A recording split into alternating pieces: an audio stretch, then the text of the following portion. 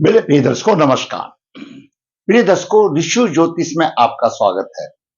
सबसे पहले मैं दर्शकों आपको बहुत धन्यवाद देना चाहता हूं कि आप मेरे वीडियो बड़ी उत्सुकता से देख रहे हैं।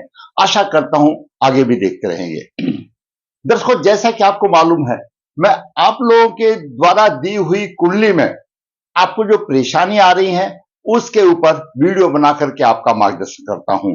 और उन योगों में जो योगों का मैं वर्णन करता हूं वो वास्तविक कुंडली में होते हैं तभी करता हूं। मेरे पास ऐसा कोई योग नहीं होगा, ऐसा होगा तो ऐसा होगा, प्रत्यक्ष रूप में वो योग कुंडली में विद्यमान होगा। उसी के ऊपर मैं बनाकर वीडियो बना करके आपका मार्गदर्शन करता हूं, ताकि जिसकी कुंडली हो उसको भी फायदा हो और जिसकी नहीं है उसकी भी ज्ञान की वृद्धि हो। आज हम विचार करते हैं, एक जातक का प्रश्न आया है कि गुरुजी मेरी धन के बारे में बहुत स्थिति ठीक नहीं है, मुझे रोजगार नहीं मिल रहा, परेशानी रोजगार की अधिक है, रोजगार होगा तो धन भी हो जाएगा। मेरे पास कई लोग प्रश्न करते हैं कि गुरुजी धन कैसे आएगा। भाई धन तो अगर मेरे से पूछो तो आप काम करोगे धन आएगा। जो आने में आपको रुकावट है उन रुकावटों को दूर करोगे तो धन आएगा। मेरे पास ऐसी कोई जादू की छड़ी नहीं है आप मैं ये बोलूं आज लक्ष्मी जी इधर आ रही है उधर आ रही है, इस राशि में आ रही है उन्हें, वो आपके जन्म के समय की जो ग्रह की स्थिति है वही आपको धन दिलाएगी। और शास्त्रों में वर्णन है अशुभ दोष के लिए आप उपाय कर सकते हैं, वो आपकी श्रद्धा है, क्योंकि उपाय भी एक कर्म है। जो भी जातक जन्म लेता है वो कर्म फल के आधार पर उसकी स्थिति बनती है, और जो शास्त्रों के अनुसार उपाय है वो भी एक कर्म है, श्रद्धा से किया हुआ उसका भी उपाय मिलता है। आज जातक की कुंडली में एक योग ऐसा है जिसकी की स्थिति द्वादश और अष्टम भाव में हो, भागीरथ प्रतन करने के बाद भी वह दरिद्र ही बना रहता है। भागीरथ प्रतन किसको कहते हैं? सबसे पहले तो मैं ये बता दूं, भागीरथ प्रतन का मतलब है बहुत ही अधिक प्रतन, क्योंकि वो भागीरथ जी के अनुसार से लिया गया है शास्त्रों में। क्यों? गंगा मैया जब स्वर्ग से उतरी थी तो उसमें भागीरथ जी का योगदान था, उन्होंने प्रतन की थी। मतलब भागीरथ प्रतन का मतलब यह है कि आप कितना भी लाख जतन कर लो, आप उपाय कर लो, लेकिन उनमें होने वाली बात दिखाई नहीं देती। अगर आप श्रद्धा से कुछ उपाय करेंगे तो हो सकता है, साधारण तौर पर उसको नहीं मिलेगा। तो इसलिए भागीरथ प्रतन का नाम लिया गया है। तो दर्शकों, ये 12 भाव है कुंडली के। लगन लगने स्वयं के प्रतिनिधि होते, कोई भी लगन हो, द्वितीय भाव धन का है, और आज धन से ही संबंधित ज्यादा वीडियो है, धन से ही संबंध में है।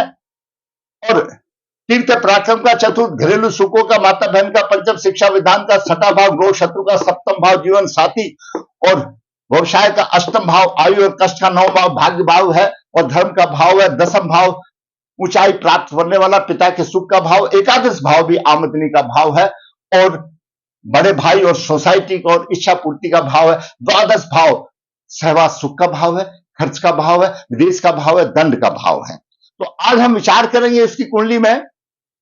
उन्होंने प्रश्न किया है सरकारी नौकरी के लिए, तो विचार करेंगे। लेकिन हमने जब कुंडली देखा तो उसमें सरकारी नौकरी के साथ भी विवाह का प्रतिबंध रोग भी है। तो क्या उसमें ग्रहों की स्थिति बन रही है, उसको किस तरह से विवाह में बाधा आ रही है, वो भी उसका मार्गदर्शन करेंगे। दूसरा, कुंडली में विपरीत राजयोग भी है, हर्ष विपरीत राजयोग भी है। वो पहले भी मैं कई बार बता चुका हूं। तो विपरीत परिस्थिति में बनता है तो वो भी है। इन दोनों चीजों से आपका मार्गदर्शन करेंगे। और द्वितीय भाव में सूर्य क्या क्या प्रभाव है, कोई भी राशि हो, वो भी आपको मैं सूक्ष्म रूप से बताऊंगा। तो दर्शकों, आज का विषय द्वितीय भाव और अष्टम भाव में ऐसी ग्रह स्थिति भागीरथ प्रतन करने पर भी दरिद्र। तो भागीरथ प्रतन क्या होते हैं, मैंने किस लिए उपमा दी गई है मैंने आपको पहले बता दिया। जातक का जन्म 30 सितंबर 1996 कृष्ण पक्ष 4 भरणी नक्षत्र 3 सोमवार को हुआ। इसका जन्म सुबह प्रातः 5 बजे के आसपास का है, सूर्योदय से पहले 5:05 जैसा समझो। क्योंकि मैं समय किसी का लिखता नहीं हूं। जन्म के समय पर सिंह लगन उदय हुआ। सिंह लगन के उदय अंश 26 डिग्री 48 मिनट है और शुक्र वहीं पर ही 1 डिग्री 24 मिनट लेकर के विराजमान है। बुध 26 डिग्री 4 मिनट लेकर विराजमान है। द्वितीय भाव में कन्या राशि में सूर्य 13 डिग्री है, साथ में राहु 14 डिग्री है। सूर्य राहु का प्रबल ग्रहण योग बन गया। जब आपने देख लिया ग्रहण योग ही बन गया और सूर्य लग्नेश है, तो आधी कुंडली का सारांश जो जानते हैं उनको तो यही मिल गया कि जब लग्नेश से ही ग्रहण योग बन गया तो आगे स्थिति क्या होगी। नवम भाव में गुरु अपनी राशि में है। अष्टम भाव में शनि वक्री और केतु साथ में, शनि 9 डिग्री लेकर केतु 14 डिग्री है और नवम भाव में 20 डिग्री पर चंद्रमा है। द्वादश भाव में नीच राशि में मंगल 18 डिग्री लेकर विराजमान है। चंद्रमा कर्क राशि में है, मंगल कर्क राशि में है और चंद्रमा भाग्य में मेष राशि में है। और बाकी और भी सिद्धांतों मुताबिक उसका नीच भंग हो रहा है, तो उससे कोई मतलब नहीं, तो एक भंग एक बहाना रहता है। भंग का क्या मतलब होता है, भाई खुद की तो बहन नहीं, चाचा ताऊ की बहन होगी वो भी बहन लगती है, थोड़ी सी राहत है, लेकिन मंगल यहां पर वही फल देगा ही देगा द्वादश भाव में, उस बात की आप छोड़ दीजिए चिंता। तो ये ग्रहों की स्थिति रही।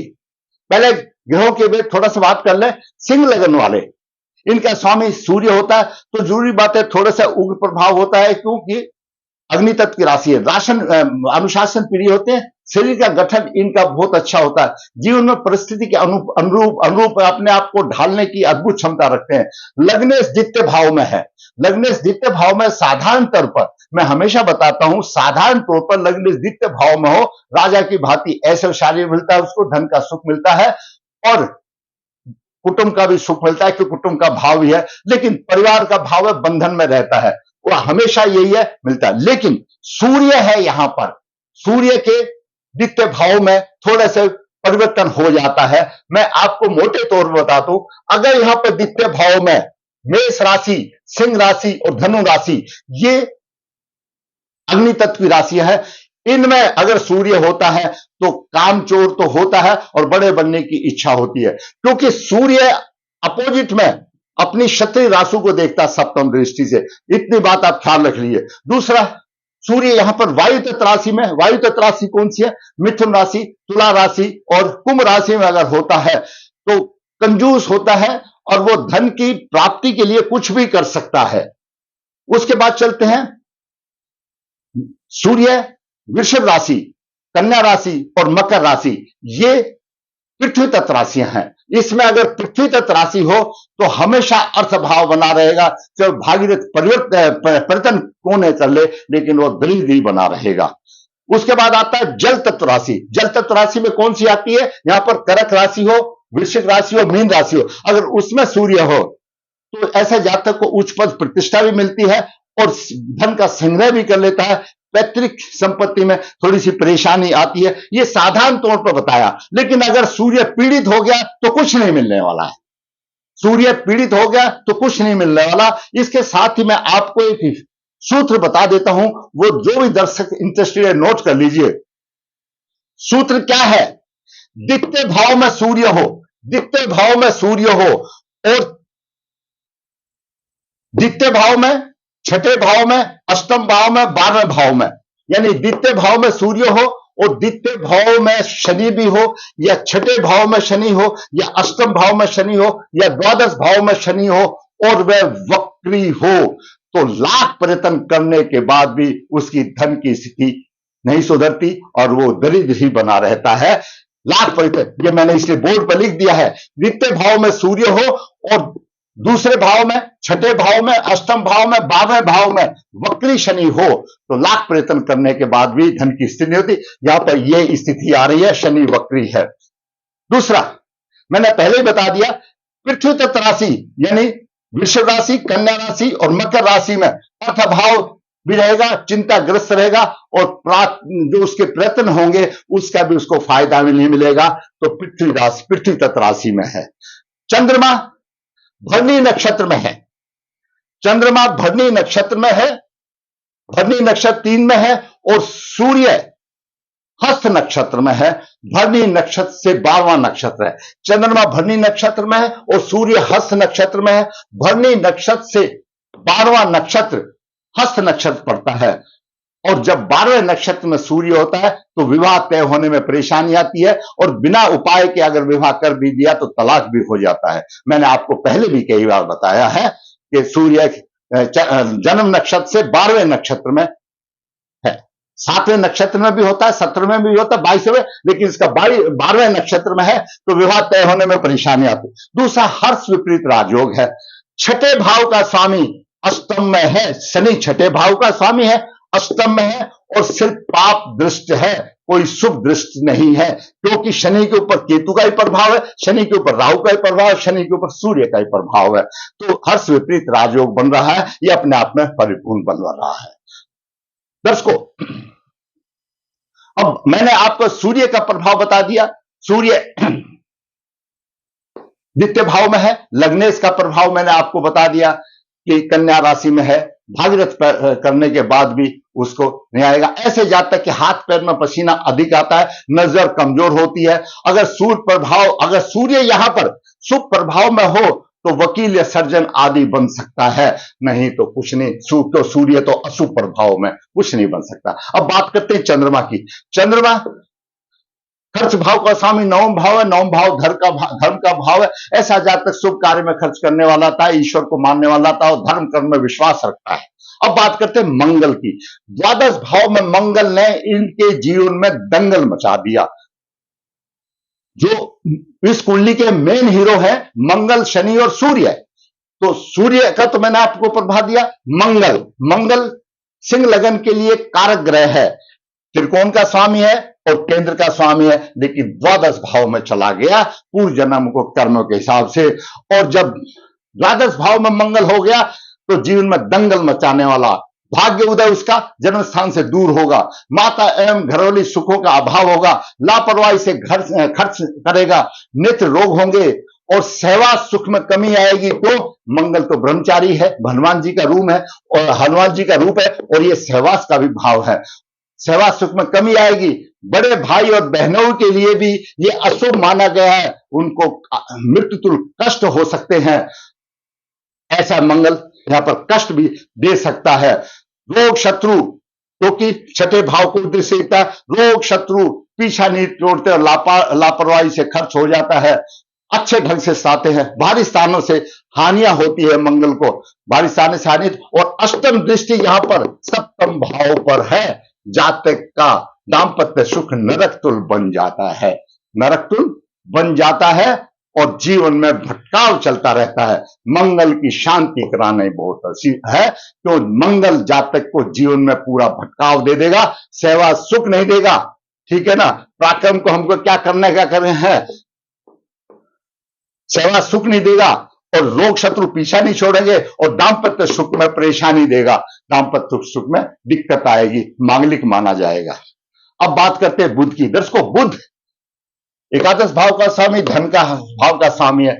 बुध की 26 डिग्री है, हमेशा धन की चिंता रहेगी, हमेशा धन की चिंता रहेगी, कोई प्रभावहीन है, 26 डिग्री पर है और हमेशा धन की चिंता रहेगी।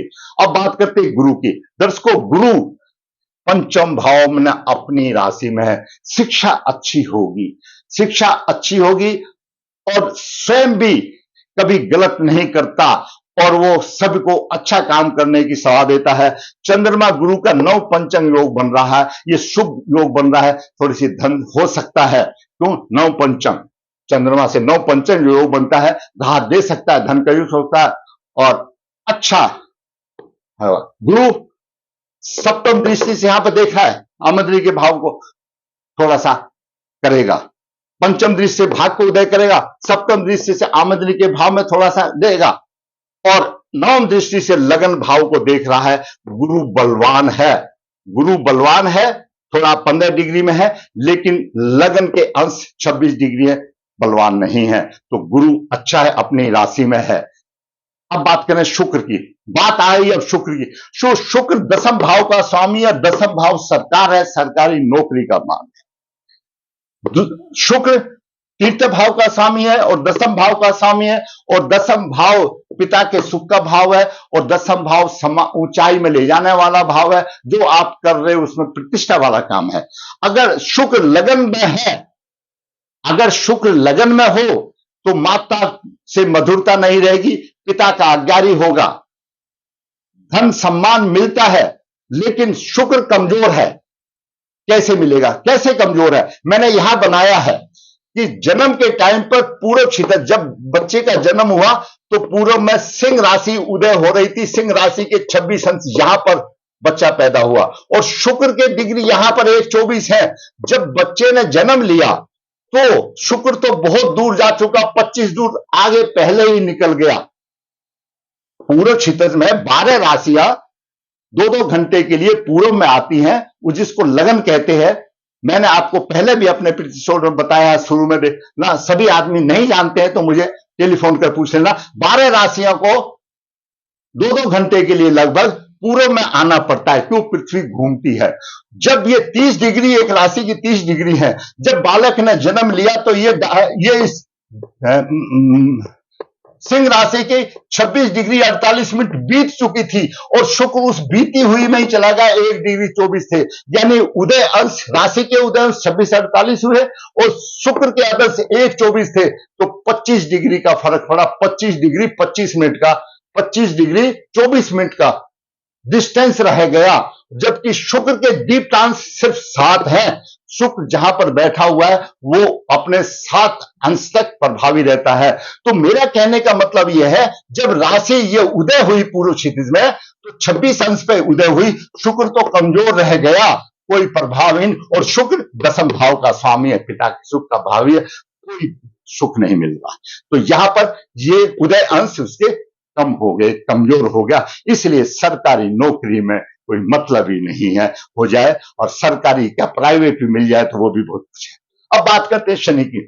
शनि 6ठा और 7वें भाव का स्वामी है, और 8वें भाव में चला गया। लंबी आयु तो होगी, धन वृद्धि में प्रयत्नशील होगा, और शनि केतु से पीड़ित है, परेशानी आएगी, परिश्रम भारी करना पड़ेगा।